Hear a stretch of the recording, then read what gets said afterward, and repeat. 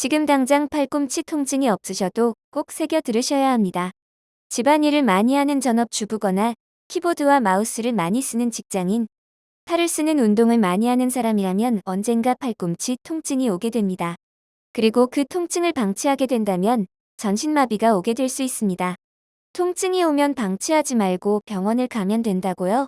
병원에 가게 된다면 돈에 눈이 먼 병원의 과잉 진료로 통증이 악화될 수도 있고, 병원 진료는 근본적인 해결책이 아닙니다. 팔꿈치 통증의 재발 확률은 80%나 되기 때문입니다. 그렇다면 병원 치료보다는 예방에 더 신경을 쓰셔야 되겠지요. 지금부터 알려드리는 3가지 방법을 참고하셔서 생활 습관을 개선하신다면 손목 팔꿈치 통증도 전신마비도 미리 예방하실 수 있고 건강하게 노후를 보내실 수 있습니다. 우선 본격적인 영상을 시작하기 전에 팔꿈치 통증에는 크게 테니스 엘보와 골프 엘보가 있다는 사실을 아시나요? 여기서 잠깐, 나는 골프도 테니스도 치지 않는데 내 이야기는 아니구나 라고 생각하실 수도 있는데요. 그런 분들은 이 영상을 꼭 시청하셔야 합니다. 그 이유는 바로 테니스 엘보와 골프 엘보는 테니스와 골프를 치는 사람들이 걸리는 병이 아니라는 사실 알고 계셨나요? 팔을 쓰는 운동을 많이 하거나 직업상 팔을 많이 쓰는 경우, 그리고 집안일을 많이 하는 전업주부에게 가장 많이 발생하는 병이라고 하는데요. 그렇다면 왜 이런 이름이 붙었을까요? 그 이유는 테니스 엘보의 경우 테니스를 칠 때처럼 팔꿈치 바깥쪽이 아프고, 골프 엘보의 경우 골프를 칠 때처럼 팔꿈치 안쪽이 아프다고 해서 이런 명칭이 붙여졌다고 합니다. 그러므로 테니스와 골프를 치는 사람이 걸리는 병이 아니라 팔꿈치의 안쪽이 아픈지 바깥쪽이 아픈지에 따라 이런 이름이 붙게 된 것이죠.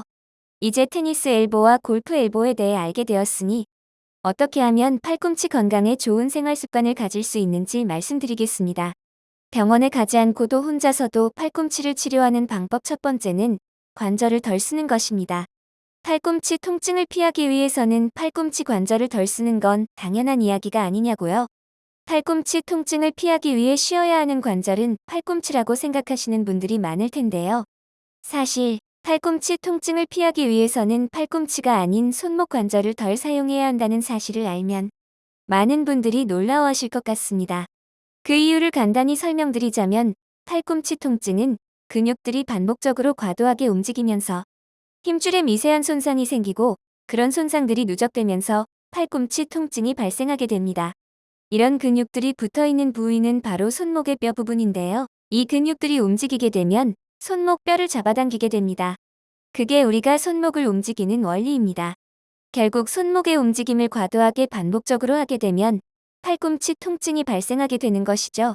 그렇기 때문에 손목 관절 사용을 더 하는 습관을 들이면 팔꿈치 통증을 예방할 수 있습니다.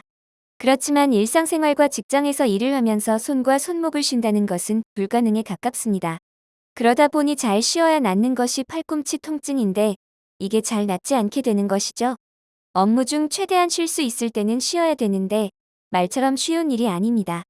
그렇다면 일상생활을 하면서 팔꿈치 통증을 줄일 수 있는 방법은 무엇이 있을까요? 바로 꾸준한 스트레칭입니다.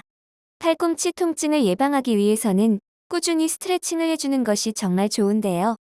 어떻게 해야 팔꿈치 통증에 도움이 되는 스트레칭을 하는지 알려드리겠습니다. 구독자님들도 보시면서 따라해보세요. 매일 2~3번 정도 하면 도움이 된답니다.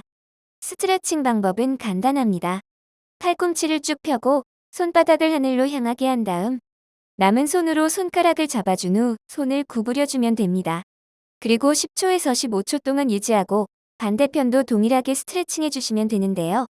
이번에는 손바닥을 아래로 한 다음 남는 손으로 손가락을 집은 후 다시 10초에서 15초 유지해 주신 뒤 이 과정을 반복해 주시면 됩니다. 어떠신가요? 팔꿈치 통증이 좀 완화되신 것 같나요? 집안일을 하거나 업무를 하면서 틈틈이 스트레칭을 하는 습관을 기르신다면 팔꿈치 통증을 예방할 수 있습니다. 그렇지만 손목 쉬게 하기, 스트레칭하기보다 직접적으로 도움이 되는 방법이 있는데요. 바로 팔꿈치 찜질하기입니다. 팔꿈치는 피부, 근육과 뼈, 힘줄, 사단 구조로 이루어져 있는데요. 그렇다 보니 다른 부위에 비해 혈액순환이 원활하지 않아서 치료 속도가 상대적으로 다른 신체 부위보다 느릴 수밖에 없습니다.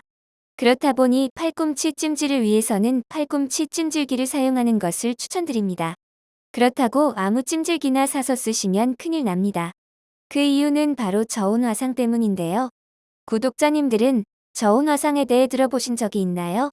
저온 화상이란 비교적 낮은 온도에서 피부 손상이 누적되면서 화상을 입는 경우를 말합니다. 그러므로 온도가 무조건 높다고 좋은 찜질기인 것은 아닙니다. 그렇다면 어떤 찜질기가 좋은 찜질기일까요? 여기까지 시청해주신 구독자님들을 위해 저온 화상을 입지 않고 효과가 좋은 찜질기를 고정 댓글에 달아두었으니 아래 링크를 클릭하면 확인하실 수 있습니다. 오늘 영상 시청하시면서 팔꿈치 통증을 치료하고 예방하기 위한 생활습관을 알게 되셨을 것입니다. 앞에서 알려드린 대로 손목 관절을 덜 쓰고 꾸준한 스트레칭을 하고 팔꿈치 찜질을 한다면 팔꿈치 통증을 예방하는 생활습관을 갖고 건강한 노후를 보내실 수 있습니다. 다시 말씀드리지만 팔꿈치 통증의 재발률은 80%인 만큼 병원 치료보다는 예방에 더 신경을 쓰셔야 하는 까다로운 병입니다. 앞으로도 구독자님들을 위해 다양한 건강 정보를 알려드리겠습니다. 영상이 도움이 되셨다면 소중한 분들께도 공유해주세요. 구독과 좋아요, 그리고 알림 설정 부탁드립니다. 시청해주셔서 감사합니다.